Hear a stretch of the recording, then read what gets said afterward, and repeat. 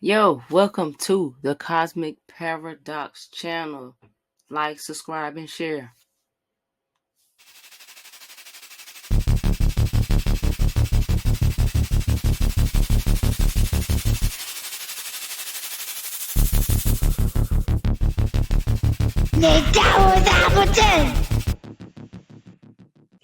Peace, everybody. It's your Cosmic Paradox. Been a while since I did a video, but I'm going to focus more on these movie breakdowns.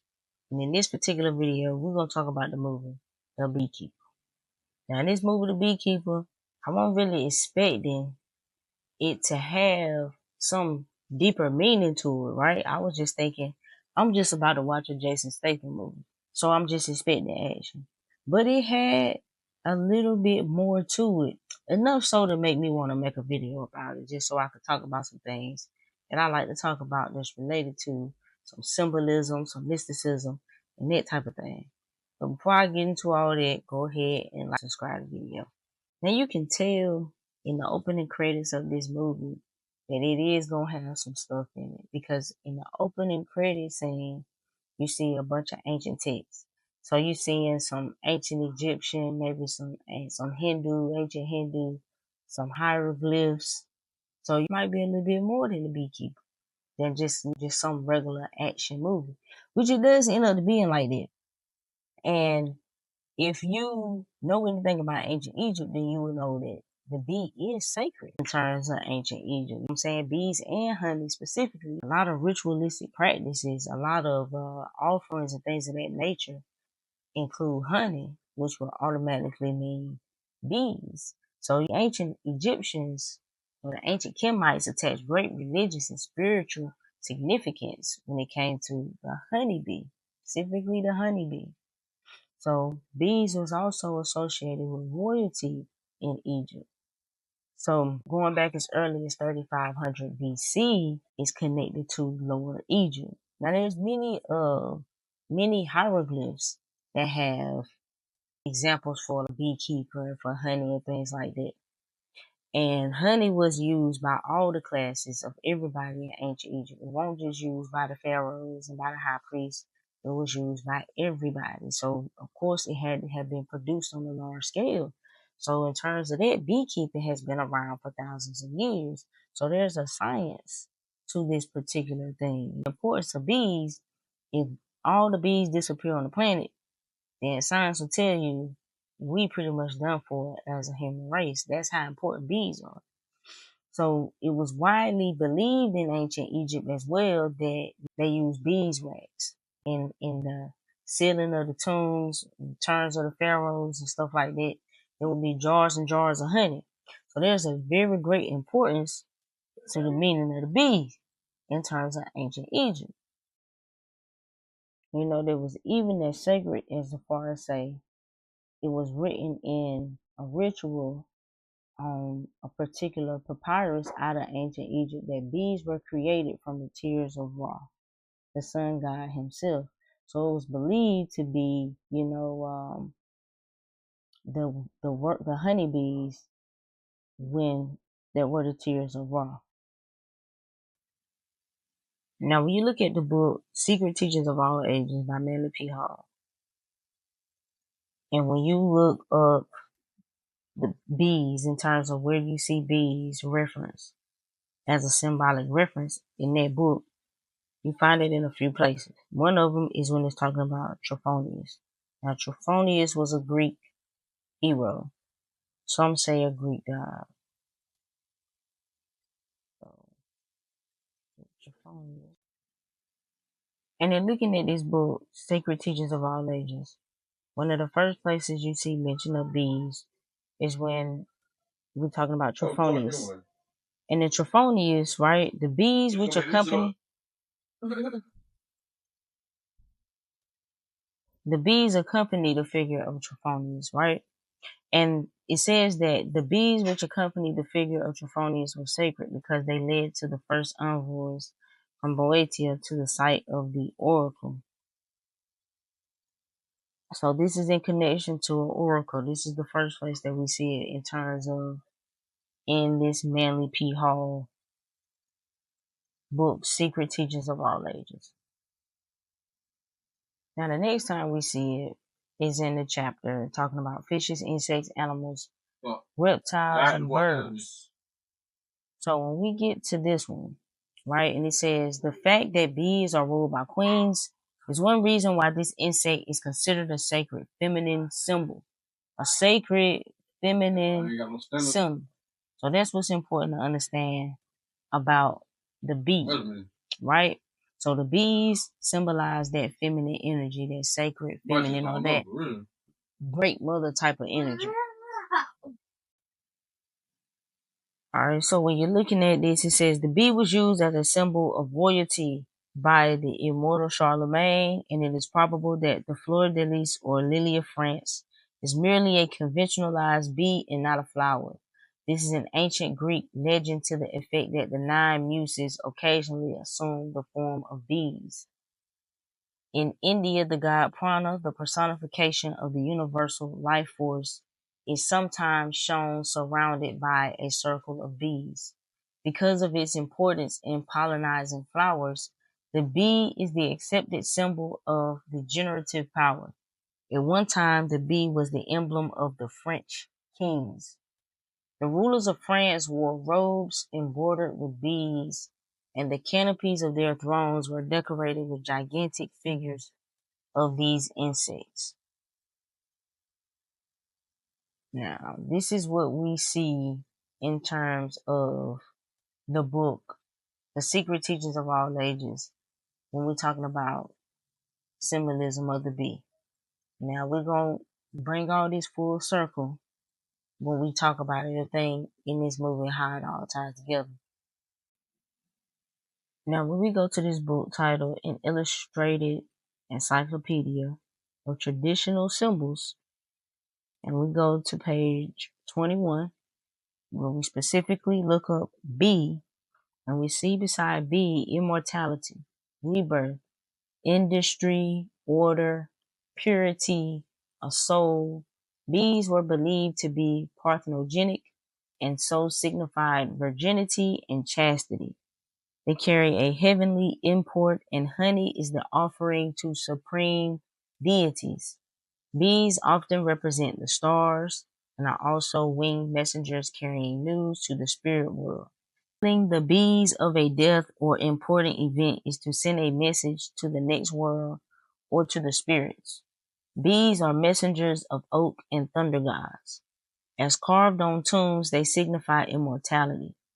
Now, specifically in Celtic culture, secret wisdom coming from the other world, Chinese industry, theft, Christian, diligence, good order, purity, chaste, virgins, courage, economy, prudence, cooperation, sweetness, religious eloquence, the ordered and pious community who produce posterity, rejoicing offspring, yet retain their virginity.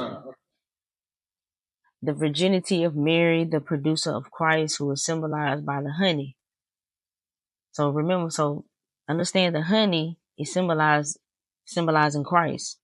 The bee, regarded as never sleeping, is Christian vigilance and zeal. Flying in the air, it is the soul entering the kingdom of heaven. The bee also symbolizes the Christian, with the hive as the church.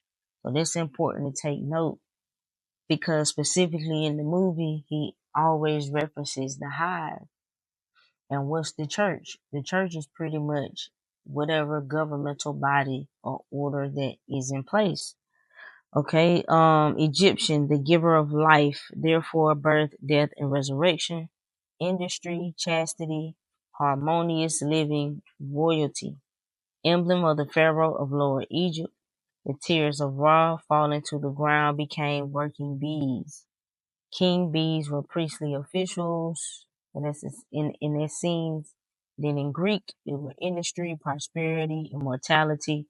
The souls of the departed may enter bees. Purity, Demeter was the pure mother bee. The great mother was also known as the queen bee, and her priestesses were. So bees were the bestowers of eloquence and song, the birds of the muses. So the appearance of a bee denoted the arrival of a stranger. As an emblem, the bee was lunar and virgin. Pan and Priapus were protectors and keepers of bees. Like, it's a lot pertaining to bees. In Hindu, a bee on a lotus is a symbol of Vishnu. Blue bees on the forehead represents Krishna. Also, the ether, a bee surmounting a triangle is Siva. The bee, in Islamic, the faithful, intelligence, wisdom, harmlessness. Bees benefit fruit blossoms, practice useful things, work in the daytime, do not eat food gathered by others.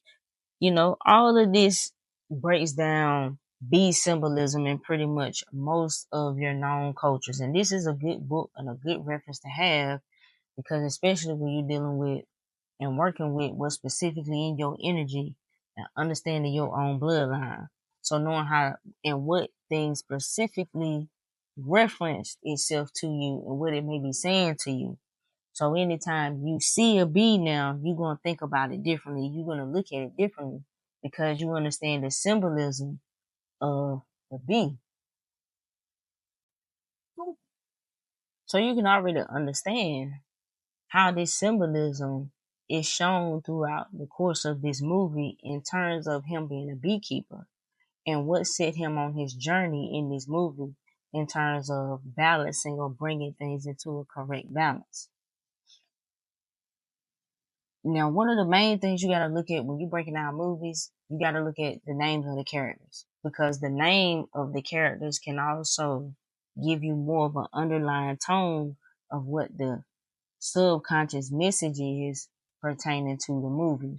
Because movies are nothing but stories, and stories are nothing but, especially when you see the same story over and over, it's pretty much like a ritualistic practice at that point because it's repetitive. That's a way to train or program the mind by repetition. So you put that in alongside symbolism, you pretty much can tell the mind to do whatever it is that you want it to do. You can plant the seed. Just like in Inception, that's what Inception was about, planting seeds. Because sometimes we can do things and we cannot realize that we were led down this particular path to do these things, even though we may feel like this is something that we want to do. So we got to be self-aware enough to be able to know and to recognize that. So when we're looking at this movie, the main character, Jason Statham's character, his name is Adam Clay. Now, this ain't his real name, of course, because he's not even just a regular person, right? So the name Adam Clay in itself is symbolic in reference to something. Now, one of the most common places or common things of the name Adam is in the Bible. Adam being, the first man created. So when we're looking at it in that way, we got to go to another source. Now, anytime you want to look deeper into anything that is mentioned in the Bible, even if you're not looking at it from a biblical standpoint, you really absolutely want to look at this book, the Metaphysical Bible Dictionary. Like I said, even if you're not reading the Bible, if you come across a word, a place, a people, a name that is referenced in the Bible, you want to look into the Metaphysical Bible Dictionary, because it will tell you metaphysically what the meaning of that name is, or the meaning of the symbolism behind the character, or even the people, or the place, or the thing. So we're going to look at Adam. Now it says in the Metaphysical Bible Dictionary that Adam, if we're going to look here, it means red, ruddy, reddish, firm. The name of the first man of the human race according to the Bible in Genesis 5th chapter, verses 1 through 5. Now also it was referenced as the city in Joshua, the 3rd chapter, 16th verse. But we're not going to really look at that. Now metaphysically, the first movement of mind in its contact with life and substance. Adam, like atom, right, also represents the generic man, or the whole human race epitomized in an individual man idea. And then the opposition of that, Eve is the feminine aspect of the generic man, right? Right. So when you're looking at more about Adam, it says if the ego or will, which is man, has adhered to wisdom faithfully and has carried out in its work the plans that are idealized in wisdom, it has created a harmonious consciousness. Adam in the Garden of Eden is symbolical of that consciousness. Adam in his original creation was in spiritual illumination. Spirit breathed into him continually the necessary inspiration and knowledge to give him superior understanding. But he began eating or appropriating ideas of two powers, God and not God, or good and evil. The result, so the allegory relates, was that he fell away from spiritual life and all that it involves. So in the movie, he was a beekeeper, but he was a beekeeper the way we know a beekeeper to be. But in actuality, he served a higher calling or higher purpose in his profession as a beekeeper because it had to do with the whole entirety of the government.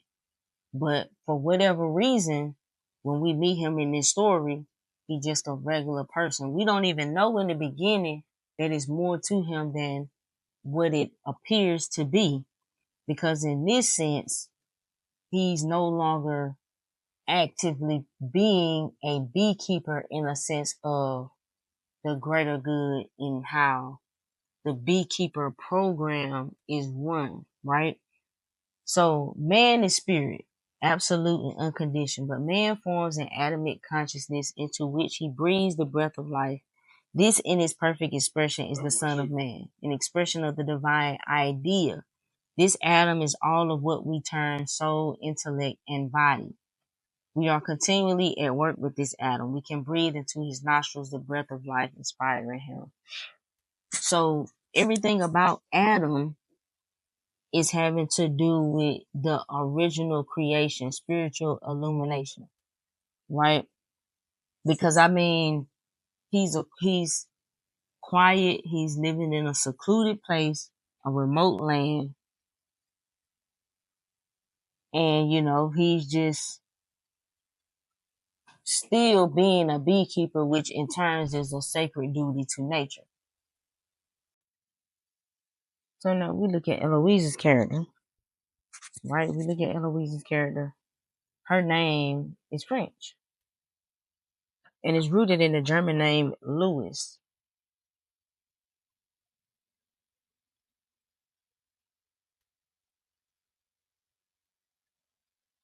We see the German's girl name Eloise means famous warrior, one of the most famous children in literary history.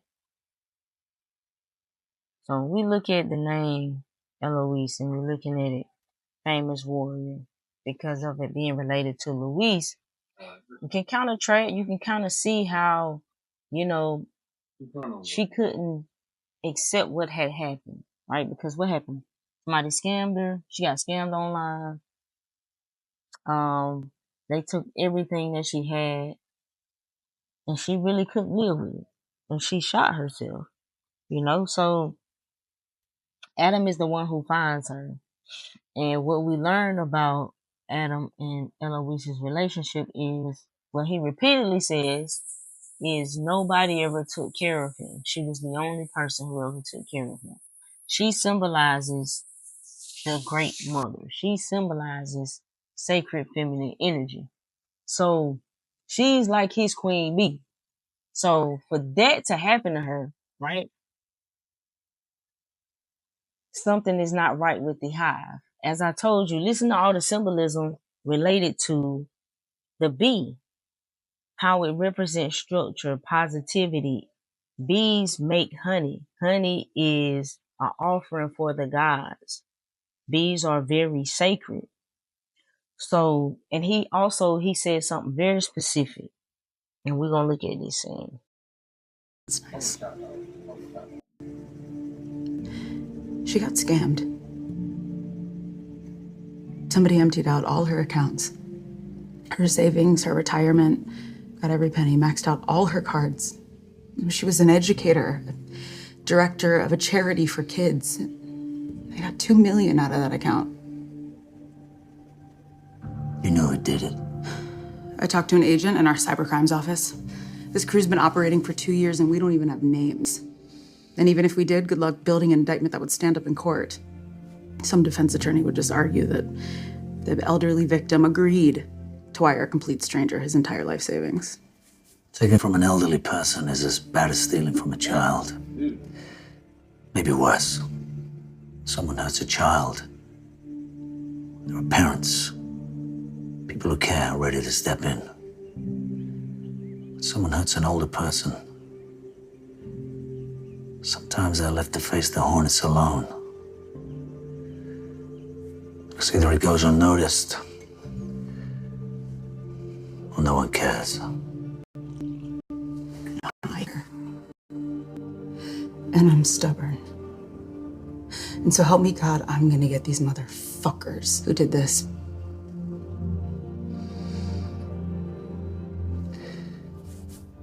I need to take care of the hive. You've been up all night. Hive is more important. Now, in the very first scene, he's getting some hornets because he's describing the hornets killing his honeybee. Now, he made a reference to hornets in this scene. So everything that he says correlates to beekeeping, but it has a more spiritual meaning pertaining to the order of things. So when he says, I have to protect the hive, I gotta, for the hive, that's not just, he's not just talking about bees. He's talking about the whole system, because clearly something is happening that's going unchecked, and a large group of vulnerable people is being taken advantage of. That's not supposed to happen. That's out of order. So it is his divine purpose to correct that and to put it in order. And everything correlates and is an analogy to beekeeping. So everything that he says, even though it's in relation to beekeeping, is deeper than just beekeeping. They like, I'm just a beekeeper, but damn, what does that really mean? Because as we see in the movie, it means a lot more than just a regular beekeeper. So when you listen to Adam, everything that Adam says is like a spiritual, a spiritual dialogue. Like he's physical atonement coming to set things in balance. Now, I told y'all already 2024 is a year of karma, so to speak. It's a year of dealing with what you put out that has to come back to you. This movie is a prime example of cause and effect, because you do something so much, you're so accustomed to doing it until you do it to the wrong person. And then you have to deal with the consequences. And those consequences come tenfold. And that's what he did. He came tenfold. They couldn't have been prepared for somebody like him. Now, that's why the movie looked absolutely ridiculous. Like, you wouldn't believe just one dude go in there and do everything that he do without a gun. But he represents a supernatural force. That's the whole point of what the shit is about. He's a supernatural force. It's like a reckoning in a physical form. Mm-hmm. So everything about everything that he brings forth is supposed to be like that, because this is representative of something on a whole nother level. It's something you can't stop. Every time they talked about this nigga coming, it was like, so are you planning a funeral? Because ain't no stopping a beekeeper once you cross a beekeeper. That's just it. That's all it is to it.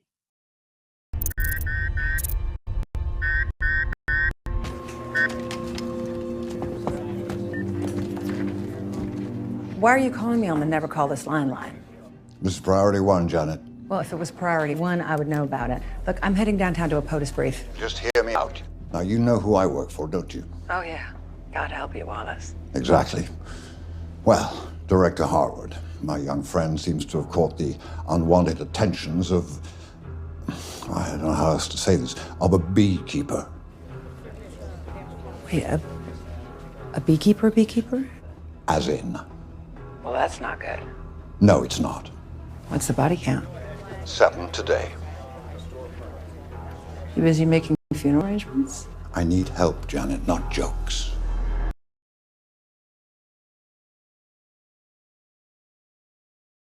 So when it comes to the beekeeper, like he said, I protect the hive. And he said, I protect the hive, and sometimes that means I have to burn the hornet's nest. And dude proceeds to go burn down the whole place and stole the lady money. But that's not enough, because you have to get to the top. He has to get to the top of the hive. He has to get to the top and bring the whole thing down, because they stealing from old vulnerable people, man. You know, he took everything from this lady, and on top of it, it was like a charity. So they just, they just wiping people out. They said the business, which they found out, the head company makes $10 billion a year, and that's where all this money comes from. All this money comes from scamming and stealing people's money. So he goes and he burns the whole place down. He says, I'm a beekeeper. I protect the hive, and sometimes I have to burn the hornet's nest.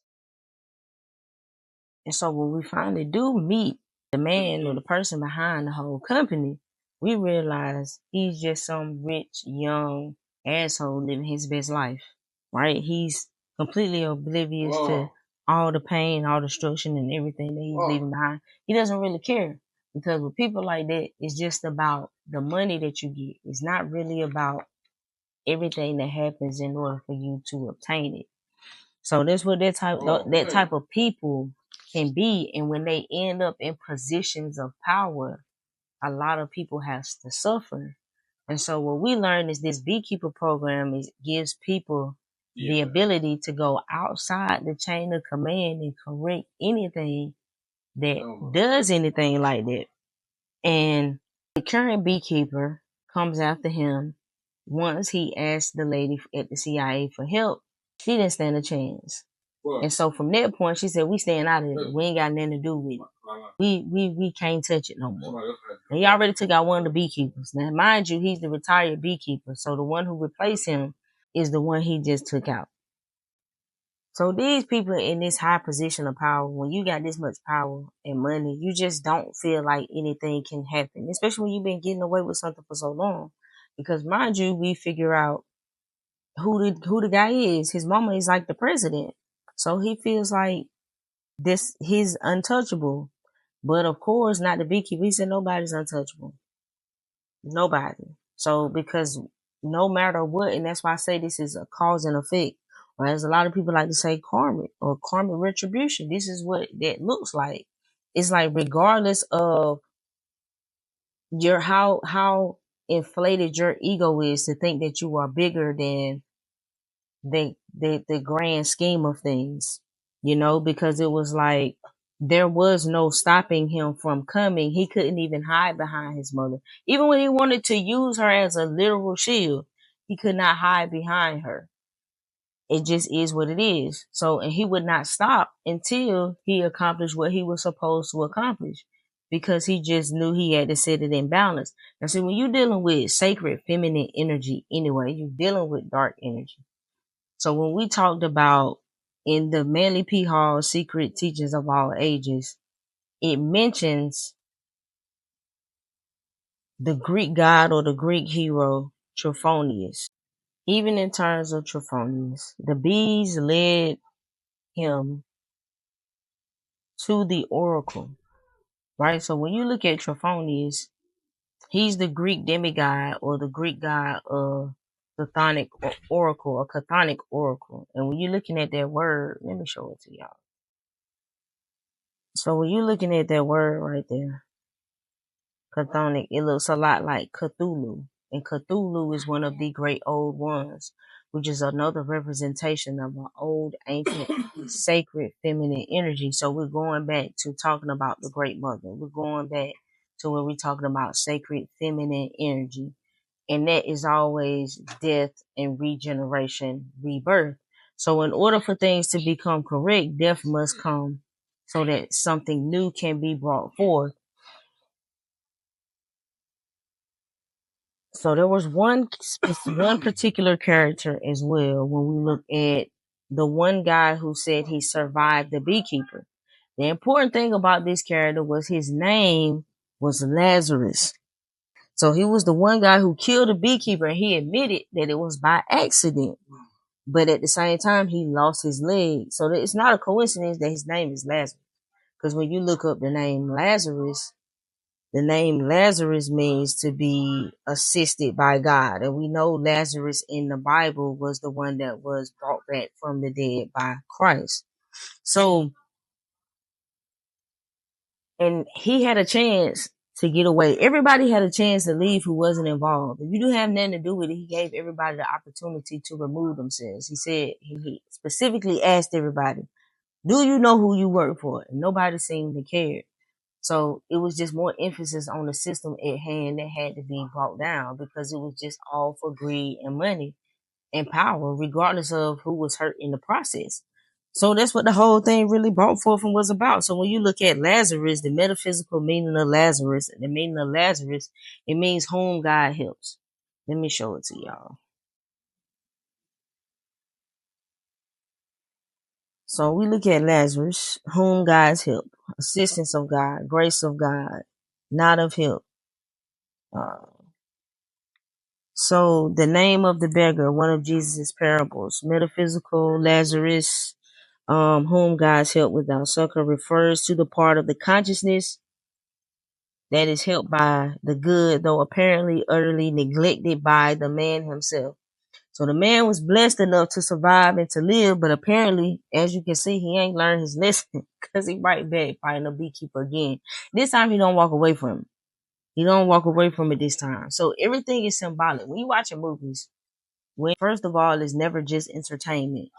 It's entering of your mental. So you are allowing these filmmakers, you are allowing these directors, these producers to enter your mind and to speak to your mind through a language of symbols. So it's important that you understand what these symbols mean so that you can know the ritual that's being performed on your mind, so that you can understand what it is that is the underlying or the hidden meaning behind what it is that is entering your mental. Because it's never just to entertain you. It's more to it than that particular thing. So this movie is a strong cause and effect retribution type of message or justice. The correct word would to truly be justice, to bring things back into balance, which is what justice is. He said to her, are you here for justice or are you here for law? Which one is it? Because everything about the law or about legalities isn't necessarily justice or the purpose of justice being served, which is why so many people are displeased with the justice system and feel like so many people are treated unfairly because people are practicing the laws of the, and according to the laws of the land, that's how things go accordingly. So it's not always, the laws are not always correct. They are not always just. And ever so often there is a variable or unseen variable at play that enforces that justice that the system fails to uphold. So that's the whole point of the whole thing of the whole movie. Now, like I said, man, a Jason Statham movie. So when you watch it, you're going to be like, ain't no way he going to do this. But as I said, it's a deeper meaning to it. It's more to it at play because he has to protect the hive. So he's doing the work of the divine. He's coming straight from the source, which is why he was able to do everything that he did. So, you know, y'all know me. When I watch movies, I watch them for the symbolism, for the underlying message that's being given. So that's what I got when you look at the movie The Beekeeper. I thought it was a pretty dope movie. It was a good movie. Shout out to Felicia Rashad being in the movie, which is, they had the black lady to represent the great mother, of course, to represent that energy. And so with him kind of representative of Typhonius type of energy. because it's debated whether it's a god or a hero or a demigod. So all that can be, it depends on how you want to look at it, which is the role that Verona played in the whole thing. Although she was the system's authority by being the FBI, but there was nothing that she could do until he started to do the things that he did. They wouldn't even known where they were located if he had not found them first and did everything that he done, because she had already said it's going to be impossible to bring these people to justice.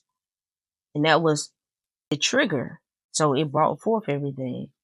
But in the meantime, I plan to upload movie and TV show breakdowns on this YouTube channel. And that's where what I'm going to primarily be focusing on is just doing the video, the movie breakdowns. And when we get into heavier symbolism about what things mean, more deeper, people who want to know more, that's what's going to be on the Patreon. The Patreon is going to be for people who really want to know more, who really want to expand their mind, who really want to tap into the knowledge for themselves, and who really want to research and learn and go deeper. But on the YouTube, we're going to focus on these movie breakdowns, these TV show breakdowns, because it's something that I just feel I can have a gift, I can have a knack for it. So anyway, be sure to like the video. Be sure to subscribe to the channel. Be sure to share the video, share any of the videos. And that's pretty much it. But be sure to join the Patreon if you're not on the Patreon and you want to learn more about how to decode symbols and all of that. You want to get there from the Patreon. So be sure to follow me on all my socials. And I'm going to wrap this video. Peace.